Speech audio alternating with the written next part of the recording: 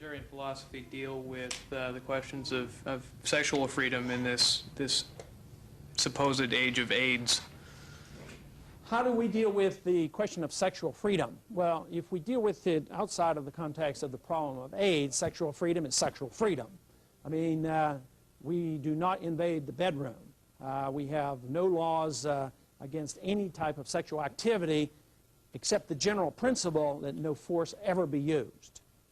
That again doesn't mean that we condone what might go on, but it means that we would not have a law that that would require that we invade the bedroom and regulate it. Now, in the area of AIDS, it's clearly spread in such a way that most people can figure out how AIDS is spread and is not spread casually. But handling the problem of AIDS, I think, can be handled in a free market libertarian way differently than anybody else has proposed.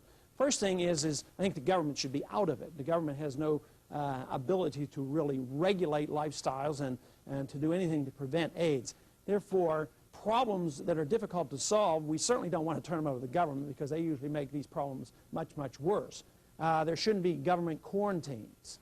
But there certainly should be your right as an individual to quarantine yourself. Otherwise, you can discriminate against somebody who has AIDS. You don't have to associate with them.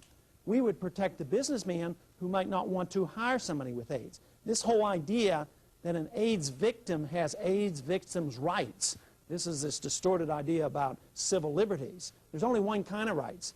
There's no such thing as minority rights or women's rights. There's only individual rights, and everybody should be treated equally, and everything has to be voluntary.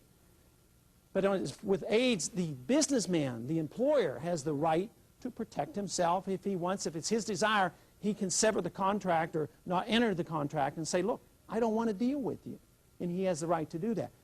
You know, it's so bizarre today that some of the laws in the court rulings indicate that if you have hepatitis, you're not allowed to work in a restaurant. But if you have AIDS, you can't fire the person. That's the kind of inconsistency that wouldn't occur in a libertarian society. That you would be not compelled to associate with AIDS victims, and you should be protected against them if they are a threat to you through the voluntary means and a contractual arrangement. But no government quarantines, no compulsory testing, no force by the government.